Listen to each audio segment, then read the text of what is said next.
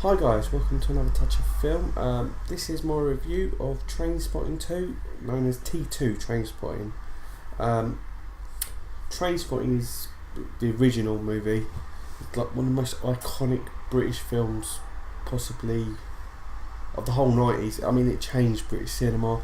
It brought the cool back into cinema. Danny Boyle, he was like the British Tarantino. Trainspotting had like the great soundtrack. It was iconic. It really showed like the culture of Edinburgh. At the time it was in poverty, and quite a stark contrast to how it is right now. Stark contrast. Yeah, it was iconic. Now, Trainspotting 2, T2 Trainspotting,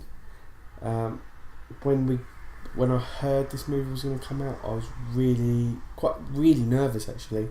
It's like one of those films that probably doesn't need a sequel, even though Irving Welsh, the writer, did write two other books, one being a prequel, one being the sequel. I was like thinking, this film is just like a masterpiece. It should really be untouched and left as it is, and that's it. So hearing the movie being released, I had to go see it, and I was really nervous about it, but going to see it, I was thoroughly surprised. I really enjoyed it. Trainspotting is directed T2 Trainspotting is directed by Danny Boyle. It stars Ewan McGregor, Ewan Bremner, Jonny Lee Miller, and Robert Carlyle. So it's the original cast.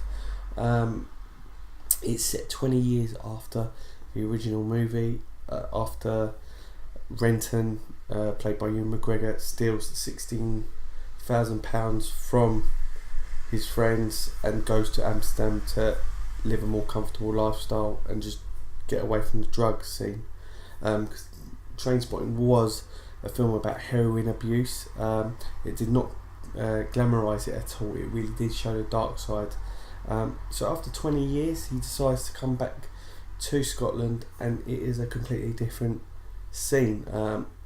Since 20 years ago, Edinburgh has become one of the cultural capitals of the world, with like the Edinburgh Festival. It's a complete contrast. There's money being invested into it, so you don't see the same poverty line as you did in the first movie, and it's less bleak.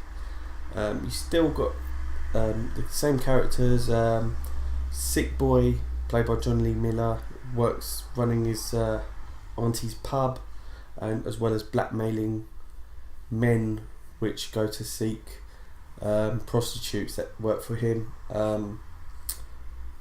Begbie, played by Robert Carlyle, is in prison, and Spud is still on heroin. The whole purpose of the film is for Renton to help Spud come over his addiction. Also, he feels really guilty with how he treated Sick Boy, because Sick Boy was his best friend, and at the same time, Begbie comes out of prison. So there's a lot going on in this film.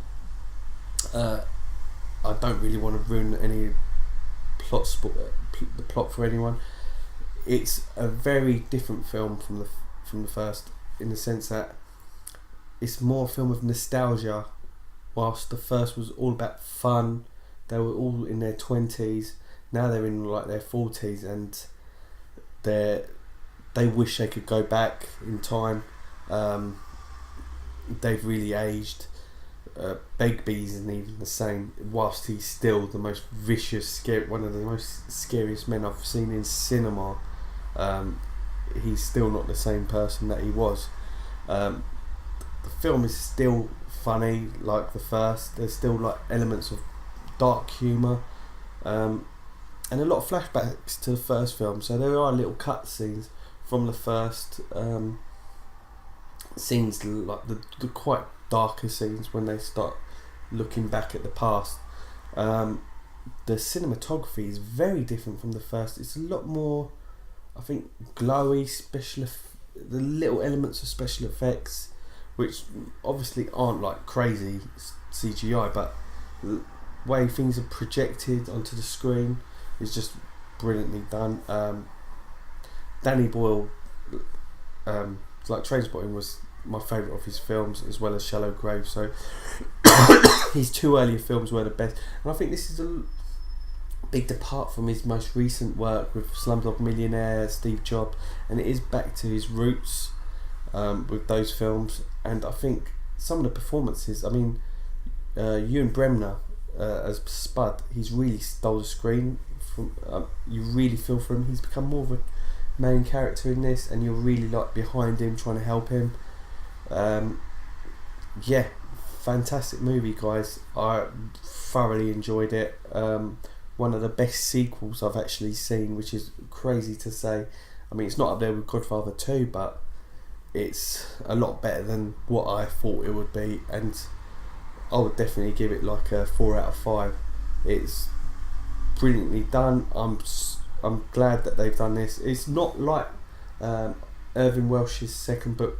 Well, it is sort of like porno, but it's slightly different. Things have changed from it. So if you've read porno, it's not exactly the same as the book. Hopefully they do release the prequel, which was the book, so they can get new actors in. But we'll wait and see. So it could still be a trilogy, but thankfully it doesn't. It was a very enjoyable film, and yeah, guys, I highly recommend it. Please comment below if you've seen the film and tell me what you think.